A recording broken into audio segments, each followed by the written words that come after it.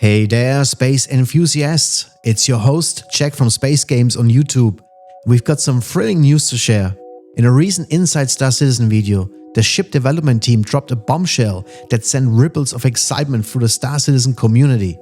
They've officially resumed work on the highly anticipated RSI Apollo Medivac, a ship that backers have been eagerly awaiting. But here's the kicker. The ship was first announced in 2018 and backers had a chance to purchase it, kicking off a long and mysterious waiting game. What's the story behind the RSI Apollo? Why has it become such a beloved legend in the 𝗙𝗹𝗶𝘀𝗁 community? We are here to uncover its fascinating history and shed light on the buzz it's generated. Before we dive deep into the Apollo's tale, a friendly reminder. If you enjoy what you see here, be sure to let us know with a comment or a thumbs up. And if you crave more thrilling content like this, why not consider hitting that subscribe button? It's absolutely free and you'll be supporting the channel's growth while staying in the loop with the latest space adventures. Let's get started. In 2013, 𝗙𝗏𝗏 introduced a surprising twist to space combat gaming by unveiling the 𝗘𝗶𝗁𝗏𝗃, a specialized stellar ambulance in the game. This marked a departure from the typical health kits and hinted at a deeper medical gameplay experience where players could engage in medical careers, rescuing and treating both players and NPCs. The concept of life and death in 𝗙𝗏𝗏 was introduced through The Death of a Spaceman design post by 𝗙𝗶𝘁𝗏𝗏. It outlined the idea of permadeath and the long-term impact of ship losses on characters, setting the stage for comprehensive medical gameplay. This included treating players lost in space after combat and developing medical repairs and upgrades affecting character abilities.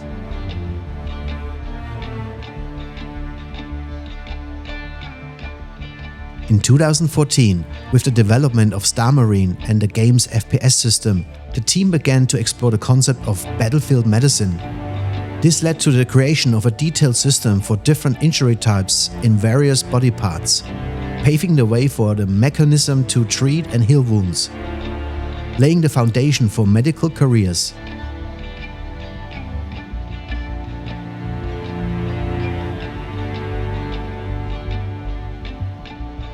The launch of the Endeavour-class science ship in 2015 introduced a modular spacecraft that could create a hospital ship called the 𝗏𝗏𝗏𝗏.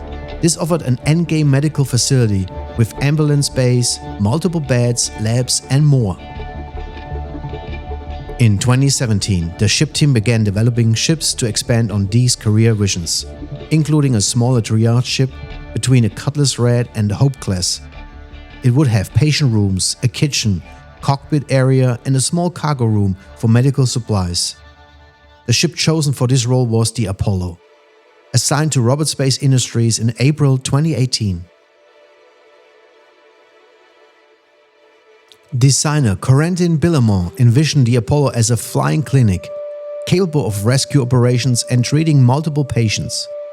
It was to be approximately the size of a constellation or 600i and was developed with specifications to match the evolving ideas of medical gameplay. Overall, 𝗙𝗏𝗏𝗏𝗏's journey into medical gameplay has evolved from a simple health kit mechanic to a complex system that involves rescuing, treating and even running medical careers in the game's expansive universe. The development of ships like the Apollo reflects the commitment to creating a dynamic and immersive gaming experience. Art director Paul Jones faced a unique challenge when tasked with designing the Apollo, an RSI civilian ship. RSI, known for military designs, had not produced a civilian ship since 2014's Orion, and this marked Jones' first foray into RSI design. Capturing the distinct RSI brand identity while creating a civilian ship required careful attention. It can be hard for a concept artist to tell what we care about for a company theme, what shapes are important versus which are not. Jones selected concept artist Adrian Lucian, who had previously worked on the Origin 100i, a similar challenge to downgrade Origin's brand into a smaller ship. The Apollo, however, was a multi-crew ship designed for evolving gameplay. Lucian's experience and ability to understand specific design requirements made him a suitable choice for the project. The initial concepting phase progressed smoothly. Jones provided Lucian with various RSI references, from the tiny Aurora to the massive Bengal carrier. The artists explored different configurations and silhouettes, aiming to create a design that was unmistakably RSI and also suited the role of a medical ship. Lucian generated several rounds of sketches, presenting 3 possible directions to Chris Roberts and the team. 2 designs followed a layout similar to the Constellation, featuring an RSI-style cockpit at the front. One had a compact, armored appearance, while the other was streamlined with large upper windows. The third design departed significantly, drawing inspiration from the Corvette-class Polaris, featuring straighter, unbroken lines and a capital ship-style bridge midship.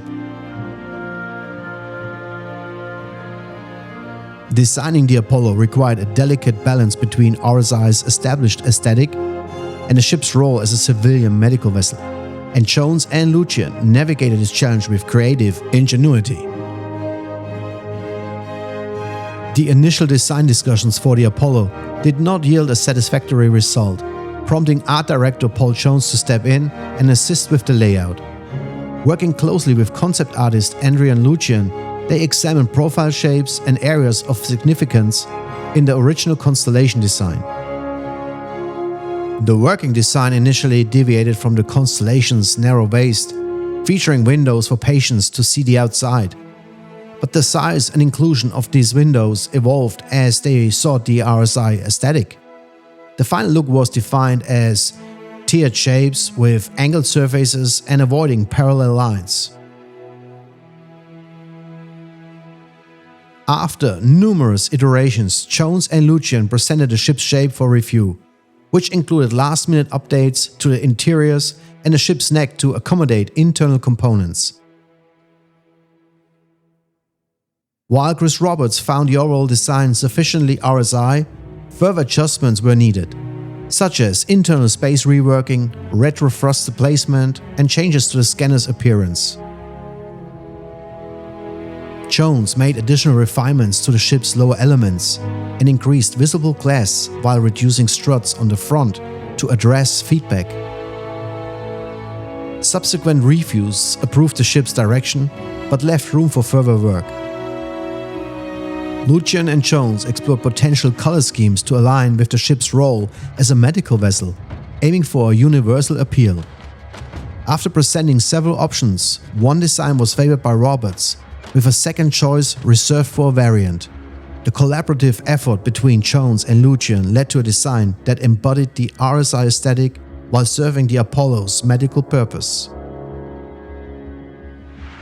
Developing the interior of the Apollo presented its own set of challenges. Art director Paul Jones emphasized the importance of balancing interior details while considering their impact.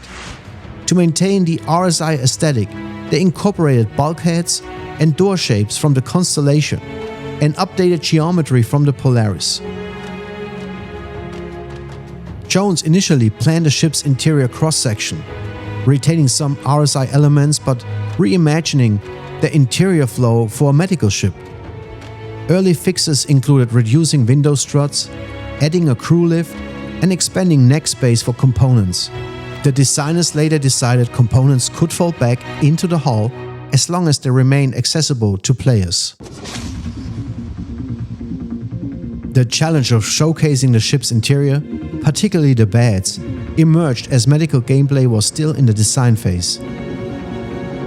They envisioned autodock beds similar to those in movies like Elysium and Prometheus, but needed to determine how patients would transition to these beds and what interactions would be required.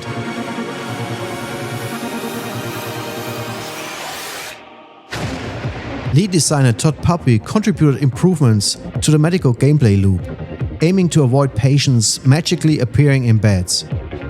They planned animations for picking up and moving patients into beds and considered using tractor beams to transport injured individuals. However, a mock-up of the ship using tractor beams was deemed unconventional during a review, leading to the exploration of alternative methods. Instead of tractor beams, they decided to use medical drones to collect and transport rescued patients from space. Alex Extinas, who previously worked on the 𝗙𝗶𝗁𝗁, contributed to the development of the medical drone, combining two different ideas to create the final drone design.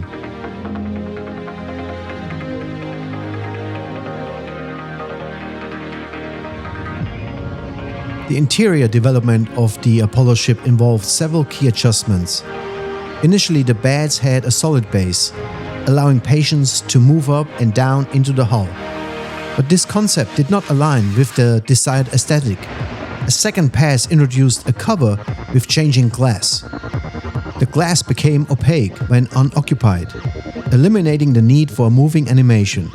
Refinements continued, including plans for animating the player's entry and exit from the beds. Additional features were incorporated into the ship, such as a medium-sized scanner with potential ties to medical gameplay, a pop-out bench seat, a food machine, lockers, and relocated components. However, the reception area sparked considerable debate. While hospitals typically have reception desks as nerve centers, defining gameplay for receptionists aboard Apollo proved challenging. Ultimately, a compromise was reached by adding a terminal with similar functionality, and the reception desk was removed.